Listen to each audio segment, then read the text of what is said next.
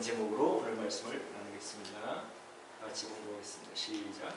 우리가 우리에게 죄 짓는 자를 사하여 준 것 같이 우리 죄를 사하여 줍시고, 너희가 사람의 과실을 용서하면 너희 천부께서도 너희 과실을 용서하시려 하니와, 너희가 사람의 과실을 용서하지 아니하면 너희 아버지께서도 너희 과실을 용서하지 아니하시리라.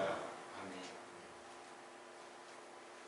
우리 주님께서 주기도문을 가르쳐 주셨는데, 우리 그리스도인들이 기도할 기도문이죠. 그 중에 이제 죄 사함 받기를 원하여 기도하라 말씀하셨습니다. 왜 죄 사함 받기를 기도하라고 하셨을까요? 죄 사함 받지 않으면 멸망이기 때문에, 사망이기 때문에 그렇습니다. 우리 같이 한번 읽어볼까요? 시작. 죄의 삭은 사망이요 죄의 대가는 사망이다.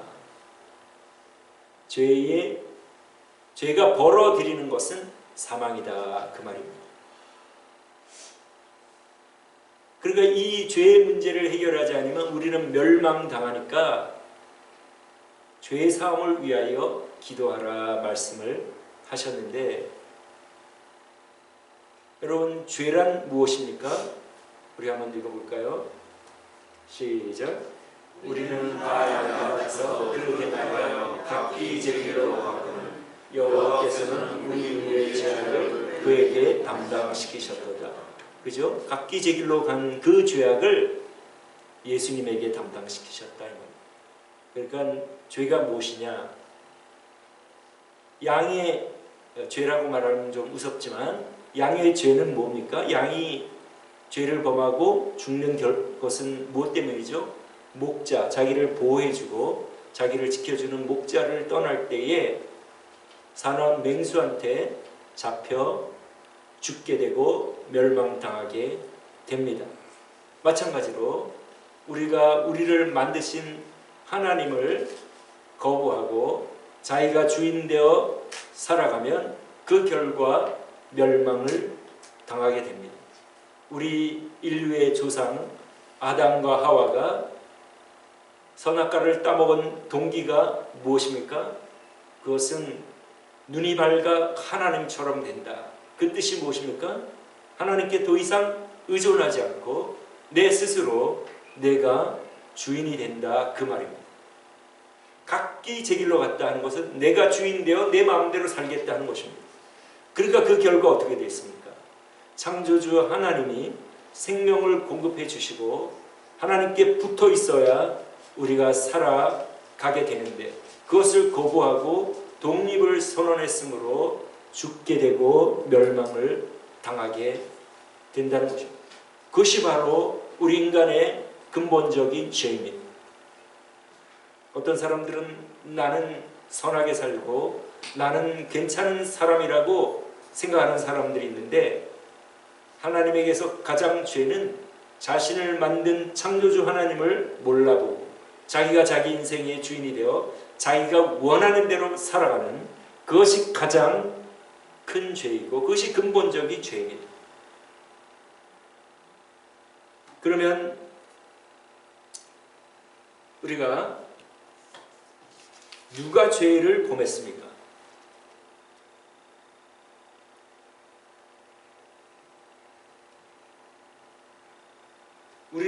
우리 많이 여러분들이 외우셨는데, 모든 사람이 죄를 범하였음에 하나님의 영광에 이르지 못하더니, 로마서 3장 23절 우리가 많이 모두 암송하죠. 모든 사람이 죄를 범하였음에 하나님의 영광에 이르지 못하더니. 이 세상에 어떠한 사람도 죄를 범하지 않은 사람이 없습니다. 모두 예외가 없죠. 어려서부터 자기 중심으로 살아가지 않습니까? 그것이 근본적인 죄입니다. 누구나 예외가 없습니다. 그러면 죄의 삭은 사망이요 하나님의 은사는 그리스도 예수 우리 주 안에 있는 영생이니라.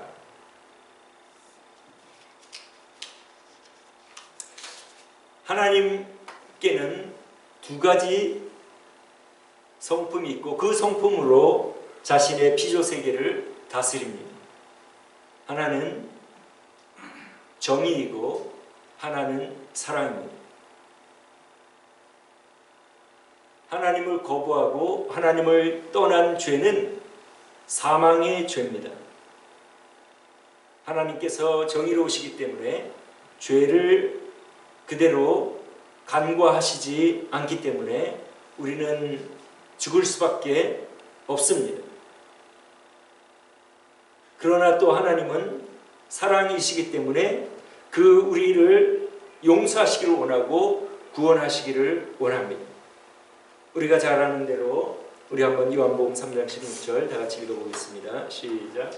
하나님이 세상을 이처럼 사랑하사 독생자를 주셨으니 이는 저를 믿는 자마다 멸망치 않고 영생을 얻게 하려 하심이니라. 하나님께서는 자신의 아들을 우리를 위하여 이 땅에 보내주셨는데 왜 하나님은 자신의 아들을 보내주실 수밖에 없는가? 그냥 어떤 사람을 대신 세우면 안 되는가? 하나님께서 우리 모든 인류의 죄를 대신하려면 우리 인간 한 사람은 한 사람의 죄를 담당할 수 있을 뿐입니다. 우리가 만약에 하나님께서 그렇게 하신다면 한 사람만 담당할 수 있지 다른 사람의 죄까지 자기의 목숨을 그 사람이 사형의 죄에 해당하면 이 사람이 사형을 당함으로 이 한 사람의 그 죄값을 치를 수 있지만 이 모든 사람이 죄를 범한 우리 인류의 모든 죄를 대신할 수 없죠. 그러니까 하나님께서 하나님의 하나님 아들은 무한대 아닙니까? 무한하신 하나님. 우리 인간은 유한한 인간. 그러니까 우리의 모든 죄를 담당하기에 한계가 없으시기 때문에 우리가 그렇게 해석할 수가 있겠죠. 하나님의 아들이 우리의 죄를 담당하심으로 우리 인간의 모든 죄를 수용하실 수 있는 그러한 능력이 있다. 인간 한 사람 아담이 죄를 범하여 우리 모두에게 죄가 전가된 것처럼 하나님의 아들이 우리를 위하여 죽으심으로 우리 인간의 모든 죄를 충분히 더 넉넉하게 담당을 할 수가 있습니다.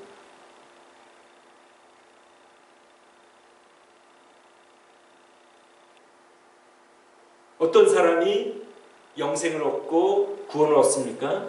믿는 자마다 영생을 얻는다고 말씀하고 있습니다.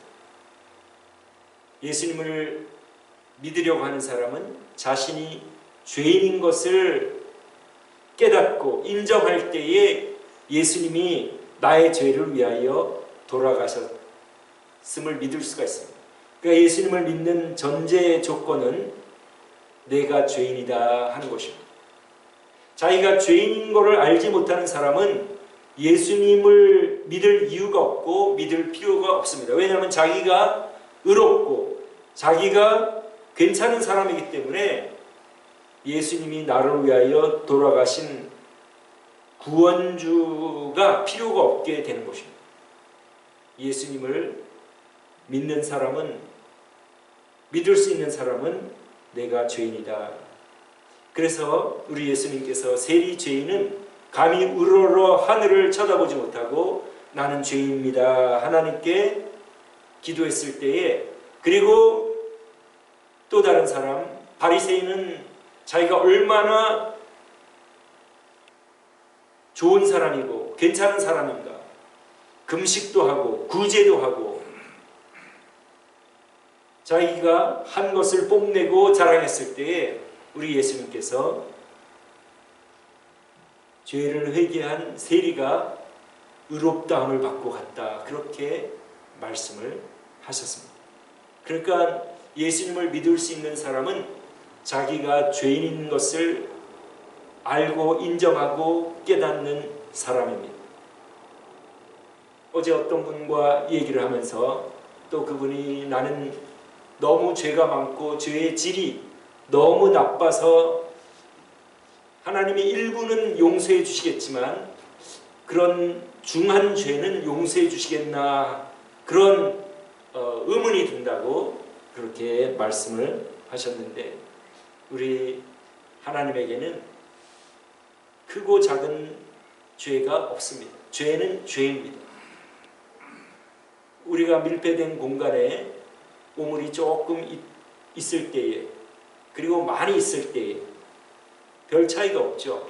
거기 오물 냄새가 나는 것처럼 큰 죄나 작은 죄나 하나님에게는 악취이고 그 죄는 용서받아야 되며 그 죄를 크고 작고 크거나 상관없이 우리가 죄임을 인정하고 예수님의 공로를 믿을 때에 하나님께서는 독생자 예수님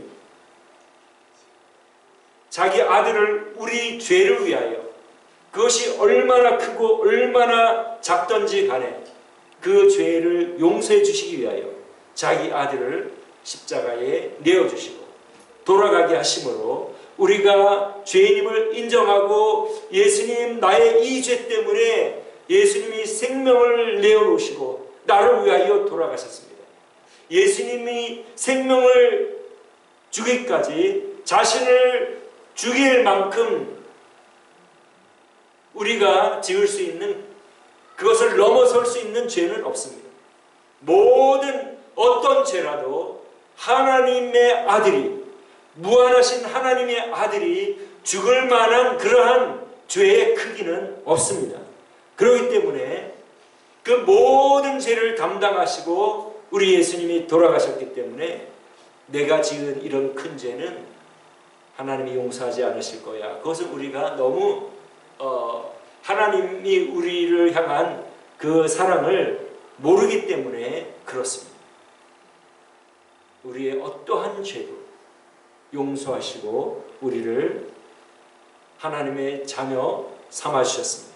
여러분 이것을 믿습니까? 아멘.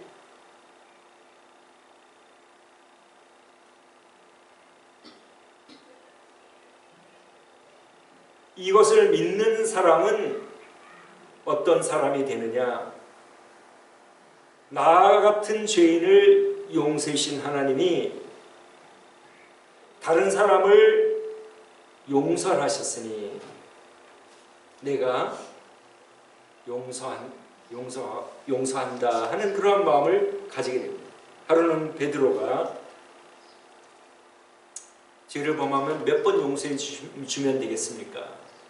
1번씩 7번이라도 용서하라고 주님이 말씀하신 것은 우리 주님이 우리가 회개하면 무한정 용서해 주신다는 것을 말씀하시고 하나님이 안 하시는 것을 우리 인간에게 하나님이 요청을 하시겠습니까?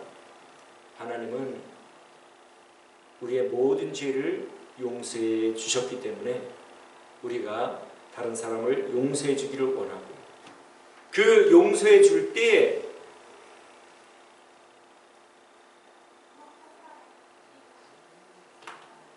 우리가 예수님이 나의 죄를 위하여 돌아가셨습니다 하는 그 고백이 참되다는 것을 하나님께서 인정해 주실 것이라는 말입니다. 즉 하나님은 만홀히 여김을 당하지 않으시고 그냥 우리가 입술로 예수님이 나를 위하여 내 죄를 위하여 나의 그 큰 죄를 위하여 돌아가심을 내가 믿습니다. 막연히 그렇게 고백을 하면서 살아가면서 그리고 다른 사람이 나에게 잘못할 때에 용서해 주지 않으면 하나님께서 위에서 보시고 야 너는 나의 그 용서의 사랑을 믿는다고 하면서 그리고 내가 이제는 내가 너를 용서해 줬으니 다른 사람을 용서해 주라고 부탁을 했는데 너는 그렇게 하지 않는 것을 보면 나의 용서의 사랑을 실제로 믿지 않고 너 삶에 적용하지 않는구나. 너는 그것을 네 마음에 진심으로 믿지 않는구나. 그렇기 때문에 나는 너가 나의 아들을 믿는다는 나의 아들을 통하여 죄사함 받는다는 그 고백이 참임이 아니고 가짜라고 나는 단정할 수밖에 없다. 그렇게 말씀하신다는 거죠. 그러니까 우리가 우리의 어떠한 죄도 용서를 받았음을 믿으면 나에게 어떠한 잘못을 범한 사람들도 그 상황에서 기분이 나쁘고 화가 나고 자존심도 상하고 힘이 들지만 나 같은 죄인을 하나님이 용서해 주셨으니 나도, 그리고 하나님이 다른 사람을 용서해 주시라고 말씀하시니 나도 너를 용서한다. 그것이 바로 예수님의 공로를 믿는, 하나님이 세상을 이처럼 사랑하사 독생자를 주셨으니 이는 저를 믿는 자마다 멸망치 않고 영생을 얻게 하려 하신다. 믿는 자, 하나님께서 참된 믿는 자라고 여기시는 사람은 다름 아닌 내가 하나님의 용서의 큰 사랑을 받았으니 나에게 잘못하는 사람도 내가 용서하며 살아가리라. 그리고 그런 상황이 왔을 때에 힘들고 기분이 나쁘지만 하나님이 나를 받아주셨으니 나도 너를 받아주리라. 그것이 바로 오늘 우리 예수님께서 주기도문에 죄사함을 위하여 기도하라. 너희가 기도할 때마다 죄사함 받는 것을 확증하고 한번 점검해봐라. 너가 실제 생활하면서 너에게 어렵게 하고 힘들게 하고 배반하고 그러한 사람들을 너가 용서해 주는 것을 보니 너는 나의 구원의 은혜를 진정으로 믿는구나 하고 그렇게 인정해 주시기 때문에 항상 기도할 때에 죄사함에 대해서는 내가 다른 사람의 허물과 죄와 잘못, 나를 힘들게 하고 어렵게 하고 화나게 하고 하는 그 사람을 내가 용서해 줌으로 그러한 자세를 가지고 항상 그런 상황이 올 때마다 그러한 태도로 살아가면 우리가 죄사함 받고 하나님의 자녀가 진정한 하나님의 자녀가 되었다는 것을 우리가 확인할 수가 있습니다. 저와 여러분, 이 세상 살아가는 동안 하나님이 나를 용서해 주셨으니 내 모습 이대로 받아주셨으니 나도 네 모습 그대로 받아주리라 하고 살아감으로 참된 하나님의 자녀로 하루하루 살아가시다가 하나님 앞에 서는 우리 모두가 되시기를 주님의 이름으로 축원합니다. 기도하겠습니다.